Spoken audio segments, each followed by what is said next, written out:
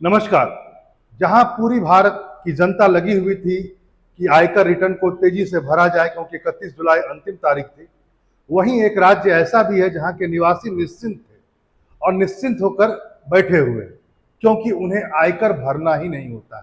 जी हाँ, आपने सही सुना है। एक राज्य भारत का ऐसा भी है जो इनकम टैक्स देता ही नहीं है और वहां के सारे निवासियों को लगभग आयकर में छूट दी हुई है सरकार ने। राज्य कौन सा है? सिक्किम। सिक्किम जिसका भारत में विलय 1975 में किया गया, भारत का 22वां राज्य के रूप में यह बना और आगे चलकर इसे स्पेशल स्टेटस दिया गया संविधान के द्वारा सिक्किम को। और इसी स्पेशल स्टेटस के अंतर्गत यह आज भी आयकर से छूट प्राप्त किए हुए। यहां पर आज आप इस बात को भी जानें कि सिक्किम जो है वो बेसिकली इसमें 4 ही जिले हैं और सबसे बड़ा जिला जो है वो नॉर्थ सिक्किम है। सिक्किम एक बगल भूटान से भी लगा हुआ है, चाइना से भी लगा हुआ है और नेपाल से भी लगा हुआ है, यानी भारत का वह स्टेट जो 3 विभिन्न देशों से अंतर्राष्ट्रीय सीमा को साझा करता है। बात पर आए कि आखिर क्या कारण है, तो जरा इसको देख लीजिए कि सिक्किम जो है उसको भारतीय आयकर जो अधिनियम है, आपको पता होगा भारतीय जो आयकर अधिनियम है ये बेसिकली 1961 में आया था, 1961 में। और इसी अधिनियम के अंतर्गत जो धारा 10 है और उसके अंतर्गत आयकर अधिनियम की धारा 10 आर्टिकल 10 के अंतर्गत 26AA के तहत एक विशेष प्रावधान है और इसी प्रावधान का प्रयोग करके सिक्किम को भारत में विलय के बाद से आयकर भुगतान से पूरी छूट मिली हुई। इसे आयकर भुगतान ही नहीं करना पड़ता।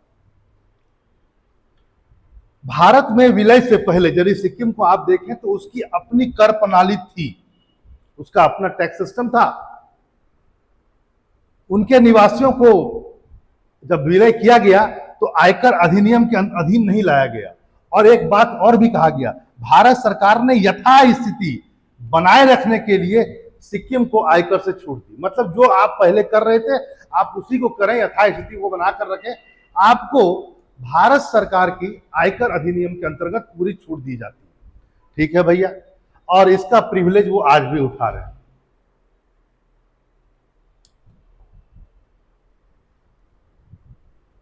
एक बात और भी आप जाने, वह यह है कि केंद्रीय बजट 2008 का जो था उसमें इसको पूर्ण रूप से कानूनी रूप दिया गया और इसमें यह किया गया बजट में कि सिक्किम का कर अधिनियम को निरस्त कर दिया गया।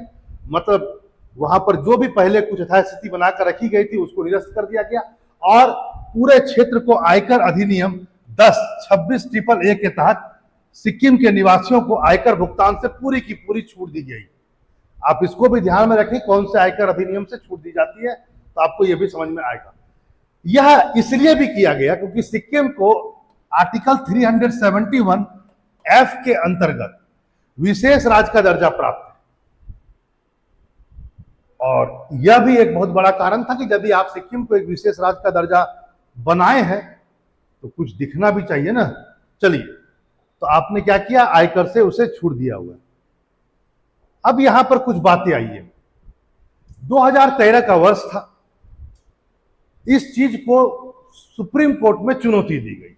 चुनौती का कारण क्या था, जरा इसको समझिए। आखिर सर्वोच्च न्यायालय में चुनौती दी क्यों गई? क्योंकि चुनौती देने वाले कोई और नहीं थे, सिक्किम के ही लोग थे। आप कहेंगे सर ऐसा क्यों? प्रिविलेजेस प्राप्त था, एकाधिकार प्राप्त था, कुछ विशेषाधिकार प्राप्त था, फिर भी कोर्ट में केस क्यों गया? तो इसमें बात किया गया कि जो आयकर अधिनियम 1961 की धारा के अंतर्गत जो छूट दी गई है उसमें कुछ क्लॉजेस ऐसे रखे गए थे जो सिक्किम के लोगों को अच्छा नहीं लग रहा। क्या था जरा देखिए। वहां पर इस बात को कहा गया कि सिक्किम वासियों की जो परिभाषा दी गई है उसमें 2 श्रेणियां ऐसी है उसको छूट की अनुमति नहीं थी, उसको इस छूट से बाहर रखा गया। पहला काम क्या किया गया सुनिए। बोला गया कि 26 अप्रैल 1975, ध्यान से सुने इस तारीख को, 26 अप्रैल 1975 सिक्किम जिस दिन भारत में विलय हुआ उससे पहले जो भी भारतीय वहां गए हैं मतलब भारत के लोग यदि वहां जाकर बस गए तो उन्हें सिक्किम वासी नहीं माना जाएगा और आपको छूट नहीं मिलेगी।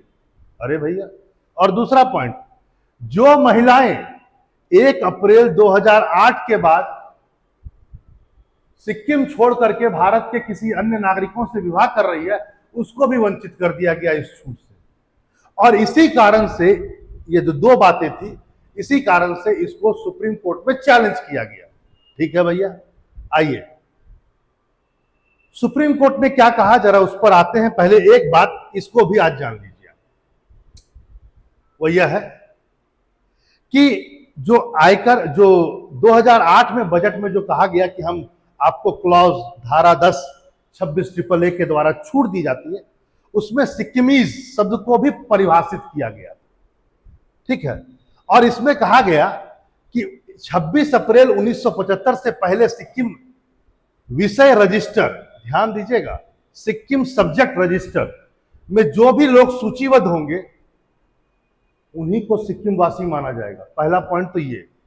और दूसरा पॉइंट यह भी कहा गया कि 1990 और 1991 में सरकारी आदेश द्वारा रजिस्टर में जोड़े गए व्यक्ति को भी इसमें शामिल किया जा सकता है। ठीक है भैया, और ऐसे व्यक्ति जिनके करीबी रिश्तेदार, जैसे मान लो पिता, पति, दादा, भाई रजिस्ट्रार में सूचीबद्ध थे सिक्किम वाले में, तो उन्हें तो माना जाएगा। तो इसमें 2008 वाले में छूट तो दी गई, लेकिन छूट किनको दिया जाए, सिक्किमीज किन्हें माना जाए, तो ये सब बातें इसमें कहा गया। ठीक है भाई, अब आइए उस बात पर जो मैंने आपसे कहा। जब ऐसी बातें की गई थी सरकार के द्वारा, तो माना गया कि लगभग सिक्किम का सभी लोग छूट गया आयकर से। केवल 1% माना जाता है, 1% भारतीय या सिक्किमीज कहा जाए या सिक्किम में रहने वाले भारतीय कहा जाए, उनको यह अधिकार प्राप्त नहीं है। डाटा के हिसाब से यदि बात की जाए, डेटा के हिसाब से, तो ये बात आप कहेंगे। और इसमें अधिकांश लोग वह है जो या तो 26 अप्रैल से पहले 1972 से पहले सिक्किम पहुंच गए थे, वहां जाकर बस गए, या उनका नाम सिक्किम के प्रजा रजिस्टर में नहीं है। अब कुछ लोगों ने तर्क दिया कि यह तो भेदभावपूर्ण है, सभी को दीजिए, यह सब गलत है, जो आपने क्राइटेरिया बनाकर रखा है यह गलत है। सिक्किम महिलाएं शादी करेगी बाहर के लोगों को, तो उसको आप वंचित कर देते हैं। फिर बहुत सारे लोग जो भारत में बस गए भैया, 75 से बसे हुए, उनको भी आप सिक्किमी घोषित कीजिए। तो इन सब चीजों को चैलेंज किया गया कोर्ट में, बोला गया कि यह भेदभावपूर्ण है। सर्वोच्च न्यायालय ने केस किया 2013 में, जैसा मैंने कहा, उन्होंने फैसला सुनाया, 2 न्यायाधीशों की पीठ थी, फैसला सुनाया गया और कहा गया कि यह भेदभावपूर्ण है। यानी सुप्रीम कोर्ट ने भी माना कि जो महिलाएं मान लो कि कर से छूट जाती हैं, बाहर जाकर के शादी कर ली है, बाहर के लोगों से की है, उनको यदि आप हटा रहे हैं तो एक तरह से कहा जाए कि यह भेदभावपूर्ण है और यह समानता का भी उल्लंघन है। और यदि कोई मान लेते हैं गैर सिक्किमी पुरुष सिक्किमी लड़की शादी कर ले और वहां जाकर बस जाए, 2008 के बाद ही बस जाए मान लेते हैं, और उनको भी यदि आप छूट नहीं दे रहे हैं, तो यह भी भेदभावपूर्ण है। यानी एक तरह से कहा जाए, सुप्रीम कोर्ट ने जो हलफनामा दायर किया गया था उसको माना और कहा कि यह भेदभावपूर्ण है, और उन क्लॉजों को भी हटा दिया गया। और सुप्रीम कोर्ट ने कहा यह अनुचित और समानता के संविधान का अधिकार का क्या है, एक प्रकार से उल्लंघन है। यहां पर एक बात और भी आप ध्यान रखें, वह यह है,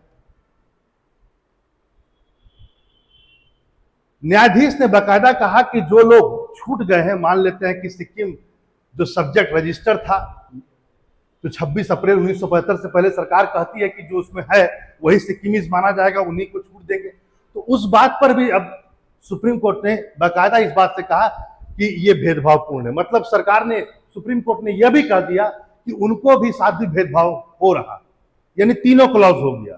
महिलाओं के साथ भी भेदभाव, यदि कोई पुरुष बाहर के शादी करते हैं महिलाओं के, सिक्किम महिलाओं से, उनके साथ भी भेदभाव, और रजिस्टर वाली बात में भी भेदभाव कर दिया गया। यानी एक तरह से कहा जाए, सुप्रीम कोर्ट ने हरी झंडी दे दी कि यदि 1% लोग जो छूट रहे थे वह भी अब छूटेंगे नहीं, सभी को दे दीजिए आयकर से छूट। यानी लगभग आज के तारीख में 100% सिक्किम वासी आयकर से विमुक्त हैं। आयकर न भरना है, ना आयकर रिटर्न की पछड़ों में पड़ना है।